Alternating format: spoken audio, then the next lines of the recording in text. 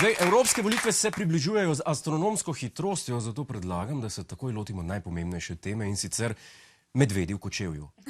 Na območju Kočevja so prebivalci v zadnjih dneh večkrat opazili medvedjega mladiča. Na medvede so v Kočevju navajeni, a bližnje srečanje z zverjo nikoli ni prijetno. Pojačali so, tudi oni bi šli na evropske volitve.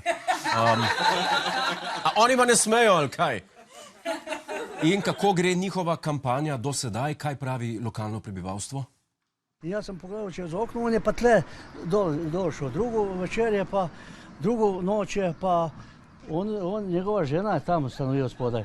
Je slišala, da kantero potajo, so mislili, da njihove te smeti. Pa ni, on je pa prišel ven, pa od tam je gledal, pa evo ga, on je pa tle se, menda na to je šel, pa to pa on je malo znamo, na njega in je zbežal v sencu. In tukaj je osvetljeno, fajn, pa ni se počez ono. Se pravi, zeleni prehod in migrantska politika. To njegove šape, lej, to. To je on vse sprevračal tle medved. Jaz sem, pes je pa urlal tam pred polnočjo, ja. Se pravi, kar agresivna medvedja politika, pa je res prostora za njo v civilizirani utrdbi Evropske unije. Pa bil zvečer ob 10. uri je bil tam dol, pravni beli hiši na Vogalu. Tam je bil pravni v Marjanu, je bil kar zgodaj, ampak je mogel iti na ono stran, ker tle ni imel kaj za pojest, pol je šel pa verjetno na drugo stran iskat, če bo kaj.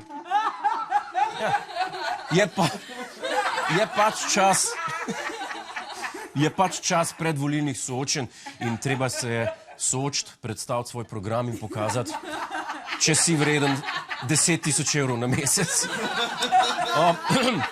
Predvolilna soočenja z medvedi bomo seveda spremljali še naprej, mi pa nadaljujemo z oddajo. Je bil kdo na koncertu Roda Stewarta v Ljubljani, a? Žal, noben. Premlado publiko imamo. Še je živ. Ja. V Stožicah je razveselil staro in mlado. Dobro, razveselil je predvsem staro. Razveselil je samo staro. Ok, to ste hoteli slišati. No pa dajmo pogledati, če je res še živ.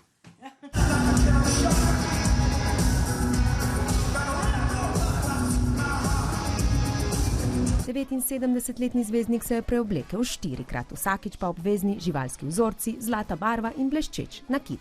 Kljub temu, da se turneja imenuje Še zadnjič, pa glede na ples, energijo in živahnost nič kaj ne kaže na to, da bi veliki Stewart zaključil svojo kariero. Nostalgične generacije pa so ob najlepših rock klasikah 80-ih let potočile tudi kakšno solzo. Preoblekel se je štirikrat. Je valjda, če si inkontinenten?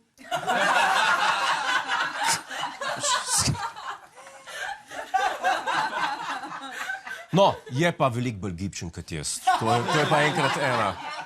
Ampak, če bi jaz imel v backstageu rešilce, v nizkem štartu bi si tudi marsikaj upal. Turneja se imenuje Še zadnjič. Ne? To je kar povedno. Ne? Kdo ga je zdaj zamudil, ne vem. Ne vem, če je še kakšna šansa. Ni čudno, da so potočili solze ljudje, ne? Če je pa še zadnjič. Še zadnjič. Čeprav še zadnjič bom jaz poimenoval svoj pogreb. Takole bo zgledal.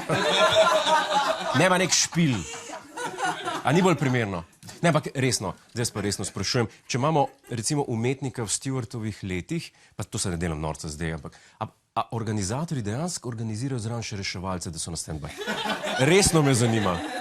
Koncert je dolg, jaz sem 40 čas vseka v križu, pa se ne morem več premikati.